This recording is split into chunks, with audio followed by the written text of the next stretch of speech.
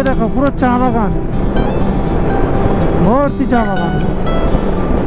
আজকেই লাস্ট চা বাগান দেখিয়ে দিচ্ছি, এরপরে আর দেখতে পাবে না। রাস্তার ধারে সুন্দর একটা চা বাগান পেয়ে গেছি, তোমাদেরকে দেখাচ্ছি। এই চা বাগান দেখো চারদিকে। তো আমরা দ্য ওল্ড গ্যালারি এখানে লাঞ্চ করছি, আমি পৌলবী হাবিবদা সব করছি। লাঞ্চে কি নিয়েছি দেখো, ভেজ থালি নিয়েছি, সরি ভেজ থালি বলছি, চিকেন আছে, ফিশ আছে, সব একসাথে সুন্দর করে দিয়েছে দেখো।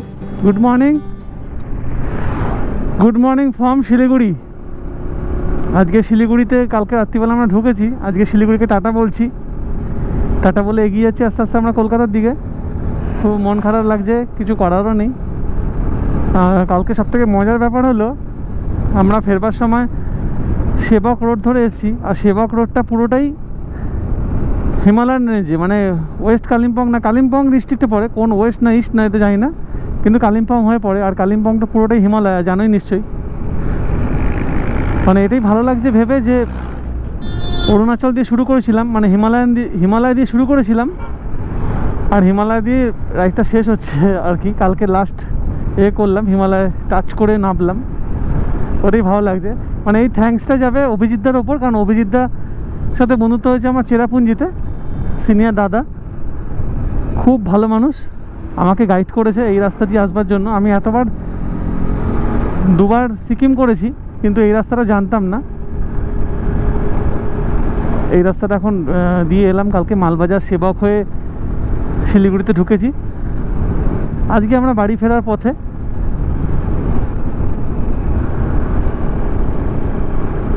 চলো রাস্তা যেতে যেতে তোমাদের সাথে কথা হবে আজকে। এখন আমরা দেখাচ্ছি মহানন্দা নদী, দেখো মহানন্দা নদী। আর পেছনে দেখো, তোমরা দেখতে পাচ্ছ কি না ক্যামেরা, আমরা দেখতে পাচ্ছি হালকা পাহাড় দেখা যাচ্ছে। এই পাহাড় কিন্তু সিকিমে শিলংয়ের মতো গাঢ় খাসি জয়ন্তী হিলস না, এটা হচ্ছে দ্য গ্রেট হিমালয়া। দেখো পাহাড়কে ভালোবাসি বলে কালকে অজান্তে আমরা পাহাড়ের উপর উঠে গেছি। আবারও বলছি, এই ক্রেডিটটা পুরোটাই অভিজিৎদার।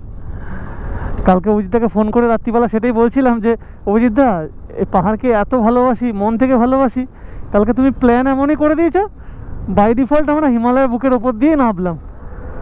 আর কী ভালো লাগছিল, একটু দুঃখ লাগছিল যে হিমালয়ের রূপটা দেখতে পেলাম না রাতের অন্ধকারে। এখন তোমাদেরকে দেখাচ্ছি হচ্ছে বালাসন নদী। ভূগোলে অনেক পড়েছি, দেখেওছি, আমার মনে ছিল না। এ দেখো বালাসন নদী, চারদিকে চর পড়ে গেছে, আরে বেচারা। হ্যাঁ, যদিও আমার মনে হয় বর্ষাকালে জলে ফেপে আরো ওঠে আর কি। এদিকটাও দেখো, হ্যাঁ ওই এদিকটাও দেখো, ওদিকে বালাসন নদী গেল। এটাকে মহানন্দা দেখালাম।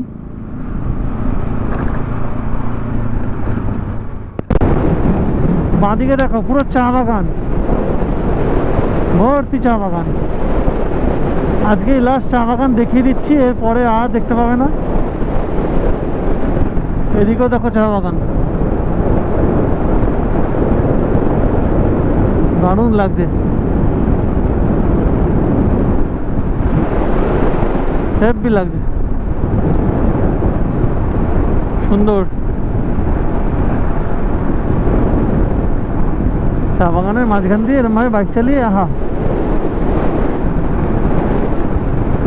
রাস্তাটাও তেমন খুব সুন্দর রাস্তা। চা বাগান,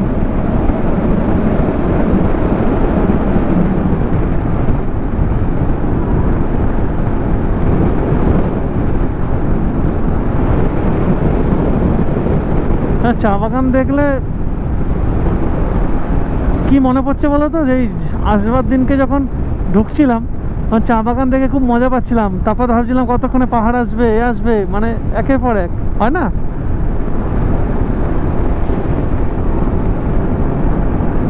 আজকে ফিরে যাচ্ছি, কাল থেকে অফিস জয়েন করতে হবে।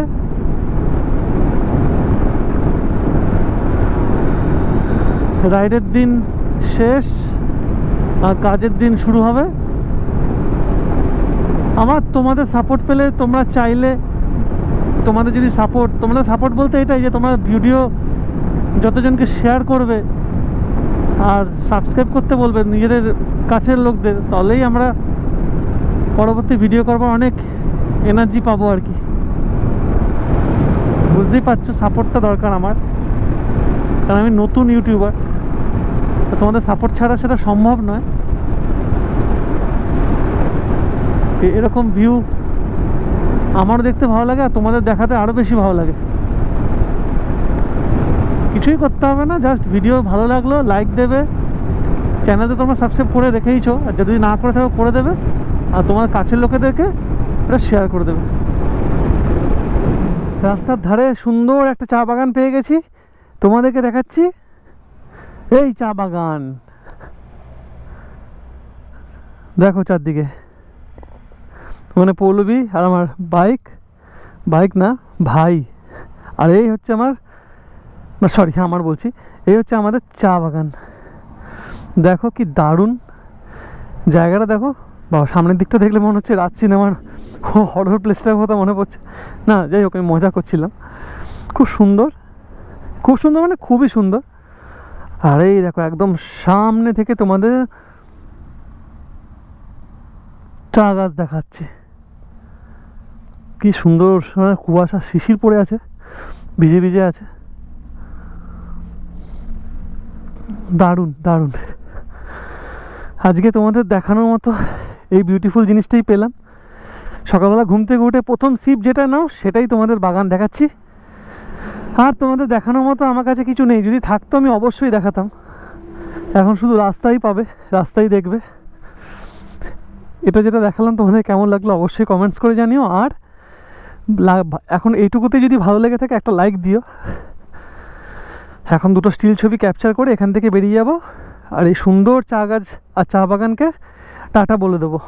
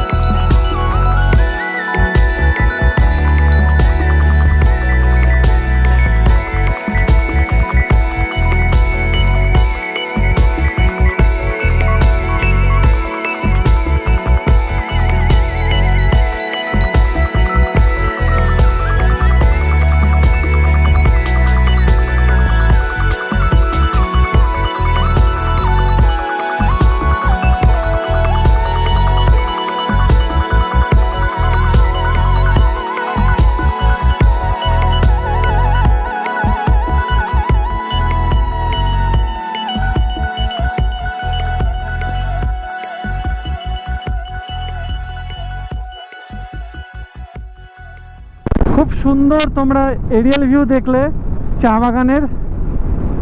বাগানের এরিয়াল ভিউ তোমাদের কেমন লাগলো অবশ্যই কমেন্টস করে জানিও।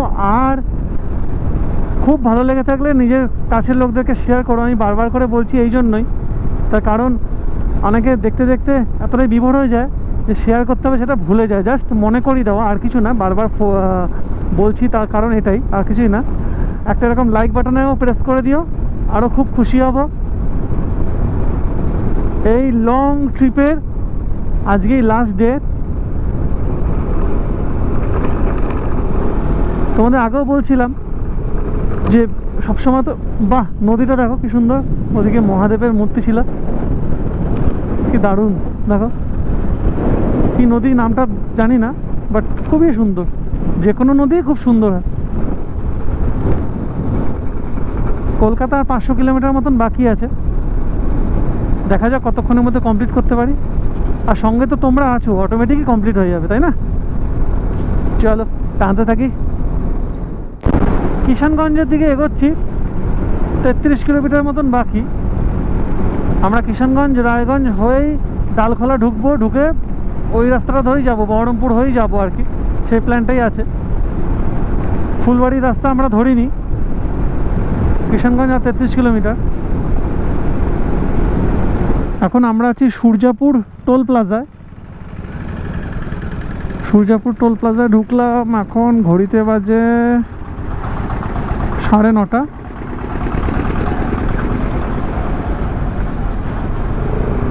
9:30টার মধ্যে সূর্যাপুর টোল প্লাজায় ঢুকলাম। একটু দেরি হলো, তার কারণ মাঝখানে কিছু জায়গায় একটু চা বাগানে স্টিল ছবি তুলছিলাম, তোমাদেরকে সুন্দর করে এরিয়াল ভিউ দেখালাম। কারণ এরপরে কবে আবার সেই রাইডে বেরোবো, তখন ছাড়া তো হবে না।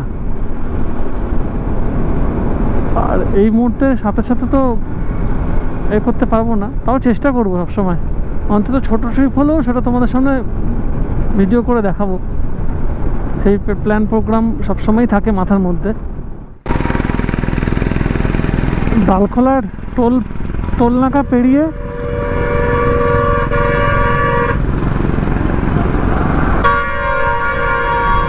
প্রচণ্ড তাড়া। এই ব্রিজটায় উঠলাম, এই নদীটার নামটা ঠিক মনে পড়ছে না।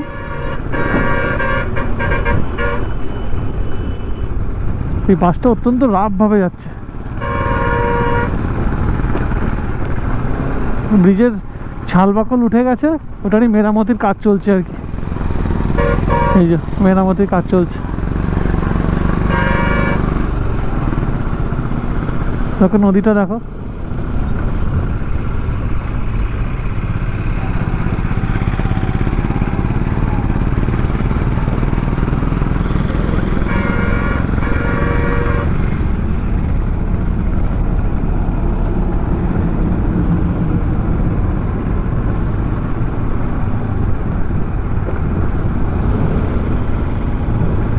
হেভি লাগছে, ধোঁয়া হয়ে গেছে।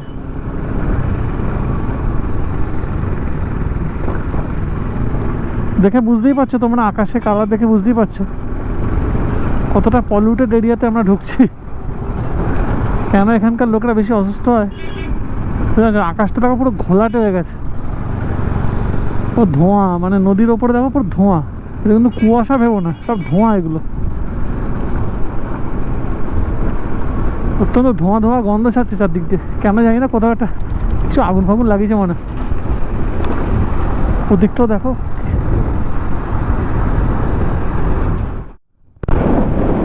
এ দেখো এদিকে একটা নদী দেখতে পাচ্ছি, বন্ধুরও দেখাচ্ছি। একটা মিস্টেক হয়ে গেছে, ভুল করে আমরা ডালখোলা রাস্তায় না ঢুকে পূর্ণিয়া রাস্তার দিকে এগিয়ে গেছিলাম। তো আবার ব্যাক করলাম, প্রায় 30 কিলোমিটার ব্যাকে চলে গেছে। আজকে এমনিতেই 550 কিলোমিটার রাইড, তার উপরে আরও 30 কিলোমিটার অ্যাড হয়ে গেল, মানে 30-60 কিলোমিটার অ্যাড হয়ে গেল। কি বলবো, ব্যাড লাক হলে যা হয়। আসলে আমার এখানে একটা মোবাইল হোল্ডার লাগানোর কথা ছিল, মোবাইল হোল্ডারটা লাগিয়ে ফোনটা লাগিয়ে রাখলে সব থেকে বেটার হয়। ওটা লাগাবো বলে আর লাগানো হয়নি। তাহলে ফোনটা যদি সামনে থাকতো তাহলে জিপিএস দেখে গেলে সুবিধা হতো আর কি, আর কোনো অসুবিধা হতো না। যাই হোক, যেটা হয়ে গেছে ওটা ভেবে লাভ নেই। তো তাড়াতাড়ি করে এখন এগোই ডালখোলা হয়ে রায়গঞ্জের দিকে যেতে হবে। মালদা 30 কিলোমিটার মতন বাকি আছে। আমার মালদার দিকে এগোচ্ছি। রাস্তা এখন অবধি খুব ভালো পাচ্ছি, দারুণ রাস্তা। এখন ঘড়িতে বাজে 1:30। মালদায় ঢুকতে আর আধ ঘন্টা মতন সময় লাগা উচিত। দেখি কতক্ষণে পৌঁছতে পারি। খুব বেশি জোরে টানছি না, কারণ বাইকে অনেক লাগেজ আছে, প্লাস আমরা ডবলে আছি। সবথেকে বড় সমস্যা কি জানো, বলে দিই, যারা রাইড করে আর যারা রেস করে, কিছু উটকো মানুষজন আছে যারা দেখলে বোঝে না। যারা রেস করে তাদের সাথে রেস কর, যারা রাইডার, যারা নর্মাল একটা ক্রুজিং স্পিড 60, 70 বা 80 বা 90 এই স্পিড মেনটেন করেই গাড়ি চালায়, কোনো রকম কাউকে রেসারেসি টানাটানি করে না, নিজের মতো যায়, তাদেরকে ভাঁজ কাটিয়ে, পাশ কাটিয়ে, ডজ মেরে, ক্যাপ দেখিয়ে কিছু লোকজন গাড়ি চালায়। ইভেন তোমরা শুনলে অবাক হবে, 4 হুইলারের লোকজনও নিজেদেরকে তখন ফাস্ট অ্যান্ড ফিউরিয়াসের ডমিনিক টরেটো ভাবে। কি মুশকিল, কোথায় যাবে জানি। সবেতে রেসারেসি, কিন্তু এইসব দিক থেকে রেসারেসি না করলেই ভালো, অন্তত প্রাণটা বেঁচে যায়। কারণ বেশি স্পিড তুললেই তো অ্যাক্সিডেন্টটা হয় না। লরিগুলো একদমই পাস দিতে চাইছে না, এদের কি হয়েছে কে জানে।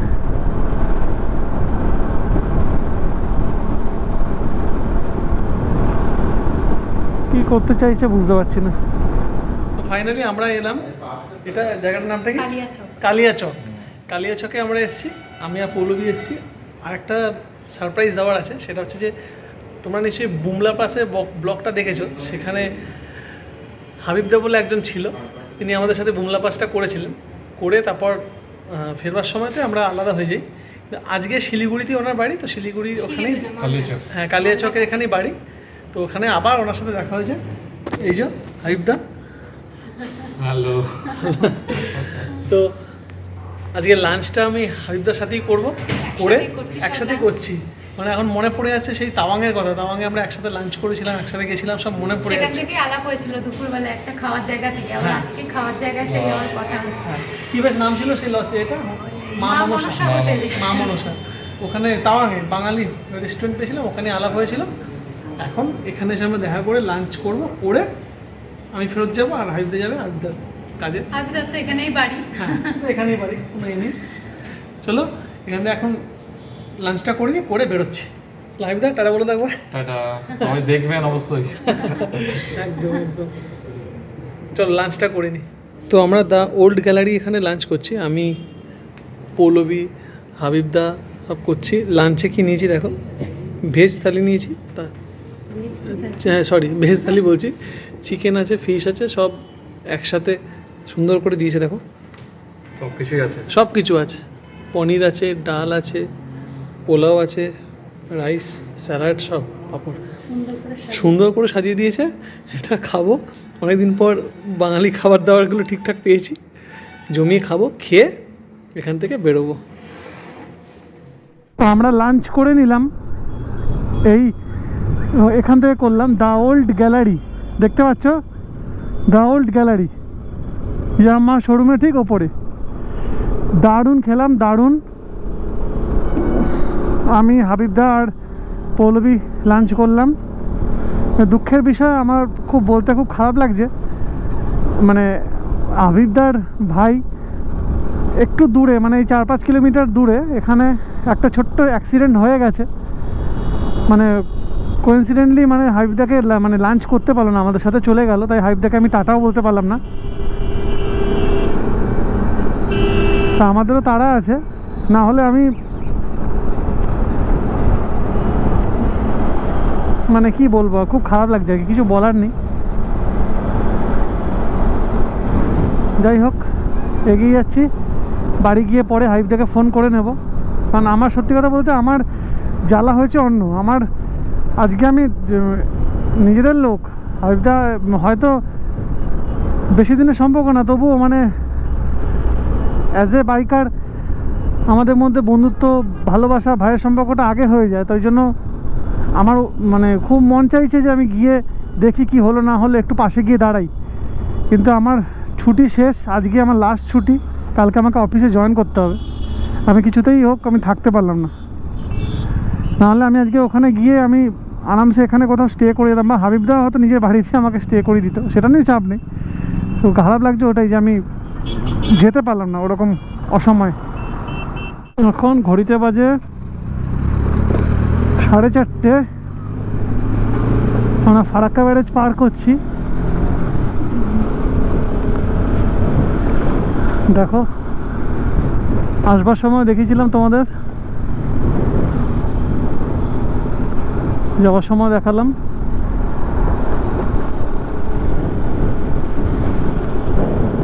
সুবিশাল।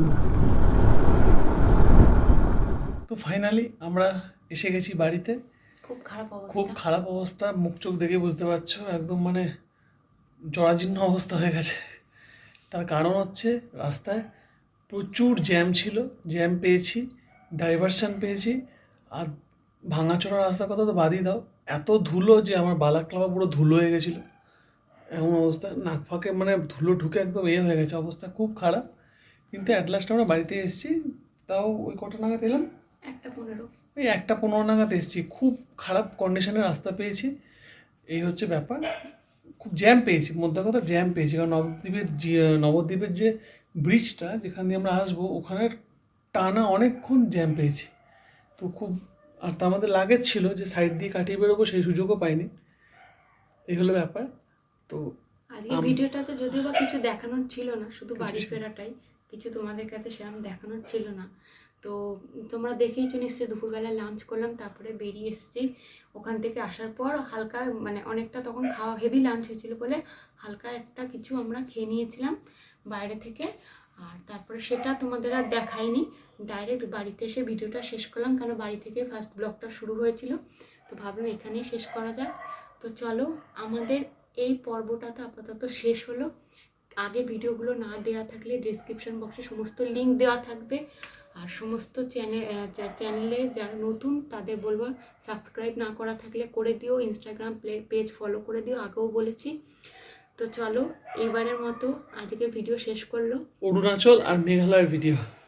তো কেমন লাগলো অবশ্যই কিন্তু তোমরা কমেন্ট করে জানিও, তোমাদের কমেন্টের অপেক্ষায় এবার আমরা বসে থাকবো, যেহেতু আমাদের কাজ শেষ একদম। তো চলো, আজকের জন্য টাটা, গুড বাই।